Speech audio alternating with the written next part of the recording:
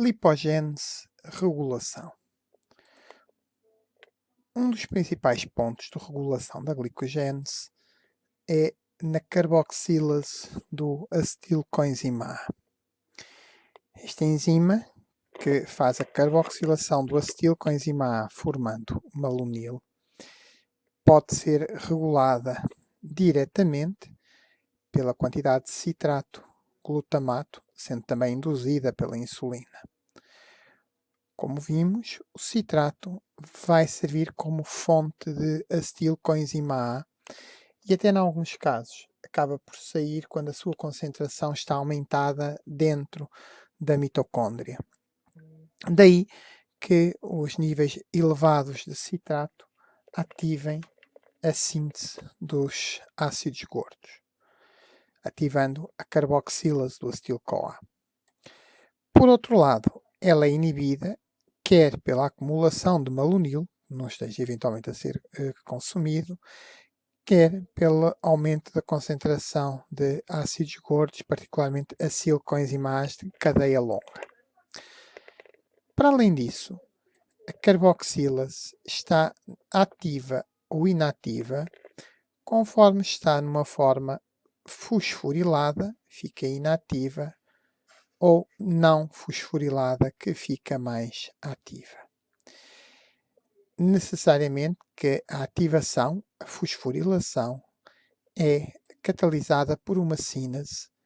No caso da carboxilase ou acetilcoenzima A, por uma sínese de proteínas dependente do AMP, a chamada AMPK, que está ativa quando os níveis de AMP aumentam. Estes níveis podem aumentar por ligação de determinadas hormonas ou então quando temos níveis energéticos mais baixos na célula. Mas podem aumentar, por exemplo, quando há a ligação da glicagina ou até da adrenalina aos seus receptores. A enzima é desfosforilada por ação de uma fosfatase, concretamente chamada fosfatase de proteínas 2 ou fosfatase 2A, que, como daqui a pouco iremos ver, é ativada especialmente pela insulina. Normalmente, a ativação desta sínese de proteínas é feita por uma fosforilação por uma sínese desta AMPK, portanto, a sínese da sínese de proteínas dependente do AMP, que por seu lado é ativada pela já referida noutros vídeos a PKA, ou sínese de proteínas dependente do AMP cíclico. A ligação da glicagina, ou glucagão, como queiram chamar, ou aos seus receptores, ou as catecolaminas, como a adrenalina e a noradrenalina, aos seus receptores, ativa a ciclase do adenilato, o que faz aumentar os níveis intracelulares de AMP cíclico, ativando desta forma esta sínese dependente do AMP cíclico, que, via AMPKK, ativa a AMPK, que por seu lado fosforila a carboxilase do acetilcoenzima A, inativando-a. Portanto, em situações em que estamos em jejum, glicagina, ou em situações de stress, a adrenalina, esta carboxilase será inativada. Isto, tanto pode acontecer a nível do fígado, como a nível dos músculos. E particularmente aqui a nível dos músculos, esta inativação é relativamente rápida e pensa-se para além da MPK possa ser efetuado também diretamente via PKA, o que faz com que a carboxilase fique inativa. Além disso, a PKA também ativa uma descarboxilase do malonil-CoA, que permite remover o malonil-CoA. E no caso do músculo, isto é particularmente importante porque este malonil-CoA liga-se ao transportador da carnitina, impedindo a entrada dos ácidos gordos para dentro da mitocôndria e, portanto, inibindo a beta-oxidação. E assim, no caso do músculo, especialmente a ligação da adrenalina aos receptores, rapidamente remove o malonil-CoA e permite que os ácidos gordos sejam oxidados. Aliás, a carboxilase do acetil-CoA a nível muscular existe fundamentalmente para regular a entrada ou não dos ácidos gordos na mitocôndria, uma vez que a síntese dos ácidos gordos a nível muscular praticamente não tem atividade. Como referi, a insulina tem um efeito positivo, uma vez que vai ativar a fosfatase e, portanto, desfosforilar a carboxilase, levando assim ao aumento dos níveis de malonil-CoA. Também já vimos que induz a carboxilase. Para além disso, outro efeito importante da insulina é que ativa a fosfodiesterase, que vai promover a degradação do AMP cíclico a AMP. E desta forma, a pKa deixa de estar ativa, o que significa que as sínases deixam de estar ativas. De referir que, apesar de haver aqui este aumento da AMP, ele não irá ativar a sínase dependente do AMP, uma vez que também quando temos insulina, vamos ter, é sinal que há glicose, a insulina é produzida quando há glicose, e nessa altura a entrada de glicose para dentro das células vai promover a fosforilação do AMP em ATP, portanto não ocorrerá esta possível ativação. Como referi, quando existe malonil, que ele normalmente existe quando temos a insulina, por vários motivos, induz a pressíntese da enzima, desfosforila a enzima, inibe a sua fosforilação. O malonil liga-se à aciltransferase da carnitina 1 e impede que os ácidos gordos possam trocar o coenzima A com a carnitina e possam entrar para dentro da mitocôndria. Portanto, nessa situação não vai ocorrer a beta-oxidação, e uma vez que os ácidos gordos se mantêm na forma da acetil-CoA dentro do citosol, vão ser desviados para a síntese de triacilgliceróis ou de fosfolípidos. O que, aliás, pode acontecer no músculo, que os músculos também têm alguma reserva de triacilgliceróis interna. Neste caso, estes triacilgliceróis, estes ácidos gordos, provêm fundamentalmente por ação da lipase lipoproteínas muscular e não pela síntese. Portanto, pela degradação dos triacilgliceróis que se encontram nas lipoproteínas. Para além desta regulação, que é uma regulação mais rápida, por ação direta ou indireta a nível ou melhor, por fosforilação ou por ativação e inibição alostérica da enzima, temos outros processos, a maior parte deles mais lentos, como olhando para o caso da insulina. A insulina, por um lado, vai ativar a migração dos GLUT4 para a membrana, e isto no caso dos músculos ou do tecido adiposo. Também já sabemos que a insulina aumenta quando há aumento da concentração de glicose, o que significa que a nível do fígado, que não é dependente da insulina, tem o GLUT2 e através da glicosínase já há o aumento de fosfato de glicose, no caso do músculo e tecido adiposo, é esta presença de insulina que vai induzir a entrada, vai permitir a entrada de glicose para dentro da célula e depois a sua fosforilação. Aumentam os níveis de glicose 6-fosfato, mas também do fosfato de celulose, que se forma na via reversível da via das pentoses, o que significa que os seus níveis normalmente estão aumentados quando há maior concentração de glicose. Este aumento do fosfato de celulose, e há quem refira também a possibilidade do próprio aumento do glicose 6-fosfato, vão ativar uma fosfatase de proteínas, a fosfatase de proteínas 2, que desfosforila o CREB, Carbohydrate Responsive Element Binding Protein, se quisermos, o elemento de ligação às proteínas responsivo aos hidratos de carbono, também às vezes também chamado MLX Interactive Protein-like, MLX-IPL, e este CREP vai induzir a síntese de uma série de enzimas envolvidas não só na lipogênese, mas como também na degradação da glicose. No caso particular do fígado, induz a síntese da glicosínase e da sínase do piruvato, aumentando desta forma a síntese de piruvato. Vai induzir no músculo, no fígado e nos outros tecidos, particularmente o tecido adiposo, as desidrogénases da glicose 6-fosfato e do 6-fosfogliconato, as duas enzimas da fase irreversível da via das pentosas. Vai induzir também a síntese da enzima málica, bem como da líase do citrato ATP, as duas enzimas envolvidas na degradação do citrato a oxaloacetato e acetil-CoA, a líase do citrato ATP, a enzima málica que também permite a formação de mais NADPH. E também induz as duas enzimas envolvidas na síntese dos triacilgliceróis, quer a carboxilase do acetil-CoA, quer a síntese do palmitato. Bem como as enzimas que vão fazer a dessaturação, as dessaturases ou insaturases, como queiram, e ainda a enzima responsável pela síntese dos triacilgliceróis, a primeira enzima, a aciltransferase do glicerol 3-fosfato.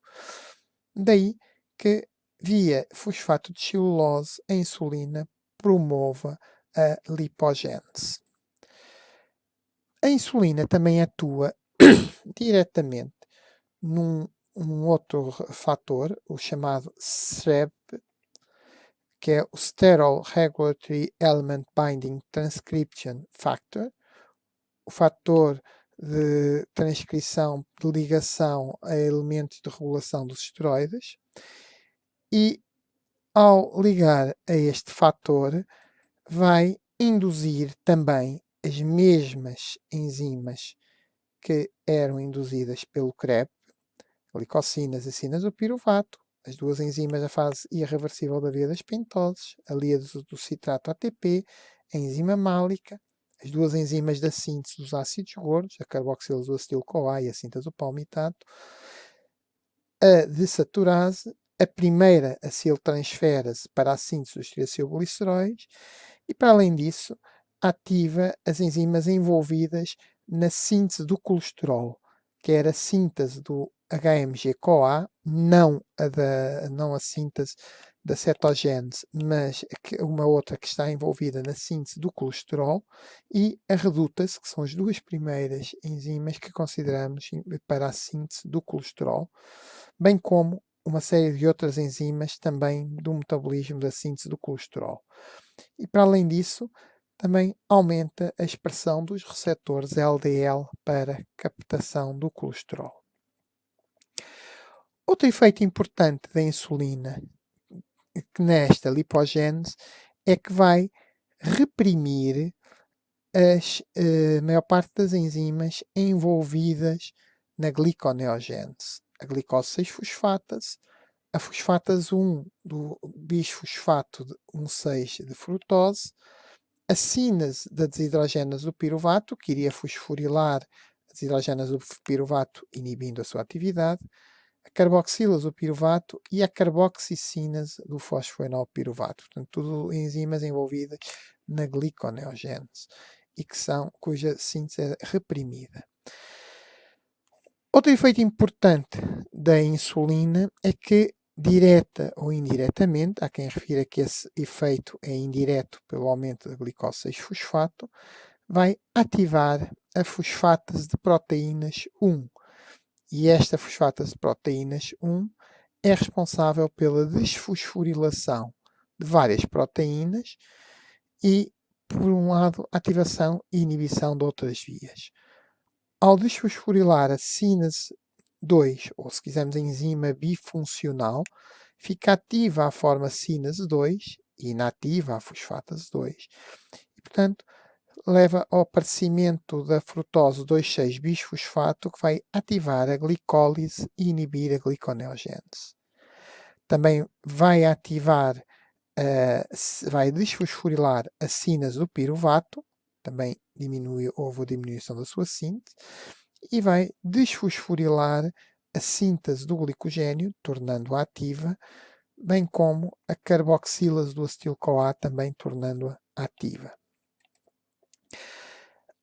E vai desfosforilar a tal enzima bifuncional, em que a fosfatase ficou inativa e a sínase ativa, mas também desfosforila, além da síntese do glicogênio, que vai promover a síntese do glicogênio, a sínase da fosforilase do glicogênio e vai, desta forma, desfosforilar também a fosforilase e inibir a degradação do glicogênio. Portanto, aumenta a síntese do glicogênio e inibe a sua degradação. Também vai desfosforilar a perilipina e a lipase hormonossensível, garantindo assim que os triacilgliceróis não serão degradados, ou pelo menos a sua degradação será a nível muito baixo. Também, como já referi no caso da carboxilase do acetil-CoA, também vai ativar a fosfodiesterase e com isto vai fazer diminuir os níveis de AMP cíclico e com isto vai impedir, vai inibir a PKA, que seria uma das enzimas responsável pelas fosforilações destas enzimas que agora a fosfatase desfosforilou. Para além disso, também sabemos que a insulina aumenta a síntese proteica. E, portanto, no fundo, vai ativar um conjunto de vias metabólicas de anabolismo, de síntese não só de ácidos gordos, como do colesterol, de proteínas e também do glicogênio. Quando é produzida a glicagina ou o glucagão, que normalmente são produzidos quando os níveis de glicose estão mais baixos, se aproximam-se dos níveis de jejum, sendo mais aumentada a sua produção durante o jejum. Ao ligarem aos receptores, vão ativar a ciclase do adenilato, que faz aumentar os níveis de AMP cíclico. Este AMP cíclico vai ativar uma sínase que é dependente do AMP cíclico, que se chama a PKA, sínase proteínas dependentes do AMP cíclico, que, como sínase, vai fosforilar várias enzimas. Concretamente, fosforila a enzima bifuncional, ativando a forma fosfatase 2 e inibindo a forma sínase 2, promovendo a desfosforilação da frutose 2,6-bisfosfato e, desta forma, ativa a gliconeogênese e inibe a glicólise. Vai também fosforilar a sínase do piruvato, inibindo-a e, desta forma, permitindo que o fosfoenolpiruvato, que se forma na gliconeogênese, possa seguir para a síntese de glicose. A nível do glicogênio, vai fosforilar a síntese do glicogênio, inibindo a sua atividade, e vai fosforilar a sínase da fosforilase, que fosforilada fica ativa e que irá fosforilar a fosforilase, ativando-a e, desta forma, assegurando a degradação do glicogênio e inibindo a sua síntese. Também vai fosforilar a carboxilase do acetil-CoA, que acabámos de ver, que vai ficar inativa e, portanto, deixa de haver a formação de malonil coenzima A e, nessa altura, os ácidos gordos podem entrar para dentro da mitocôndria e sofrer a beta-oxidação. Também vai fosforilar a perilipina, permitindo que as lípases possam aceder às gotículas de triacilgliceróis no tecido adiposo e ativar a lipase hormonossensível, aumentando assim a degradação dos triacilgliceróis armazenados no tecido adiposo. Como há pouco referi, também vai ativar uma sínase dependente do AMP, que ativa o AMPK, e esta sínase dependente do AMP, não confundir com a dependente do AMP cíclico, esta PKA aumenta a sua atividade na presença do AMP cíclico, esta na presença do AMP. Também pode ser ativado por aumentos de AMP. E esta sínase também irá fosforilar um conjunto de proteínas, concretamente a redutas do HMG-CoA, e desta forma inibe a síntese do colesterol. É outra possibilidade também para fosforilar a síntese do glicogênio, inibindo a síntese do glicogênio, e também a carboxilase do acetil-CoA, inibindo assim a síntese de malonil-CoA.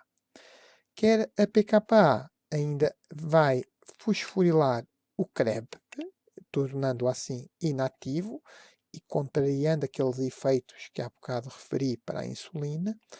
E esta AMPK fosforila o SHREB1, também inativando ou contrariando assim aqueles efeitos que vimos da insulina no SHREB e no CREB.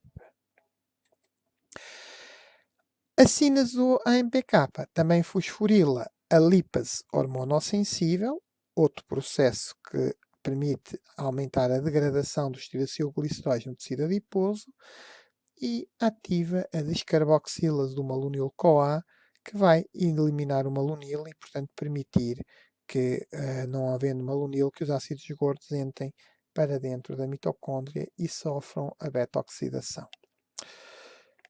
Para garantir que todas estas enzimas vão permanecer na forma fosforilada, a PKA ativa o inibidor 1, que vai inibir a fosfatase de proteínas 1, impedindo desta forma a fosforilação a desfosforilação que iria contrariar estes processos. Olhando para o conjunto das vias, a insulina ativou via xilulose e fosfatase proteínas 2, o CREB, que induziu uma série de enzimas. Também pode induzir as enzimas para além das envolvidas no metabolismo do colesterol, na síntese do colesterol via STREB, e reprime a síntese das enzimas envolvidas na gliconeogênese, também atuando na fosfatase, promove a desfosforilação de um conjunto de proteínas envolvidas genericamente na ativação da glicólise e na síntese do glicogênio, inibindo a gliconeogênese e a degradação do glicogênio, bem como a degradação dos tiracilgliceróis, para além de ativar a síntese proteica. Portanto, genericamente, como já referi, aumentando a lipogênese, aumentando a síntese de colesterol, aumentando a síntese do glicogênio.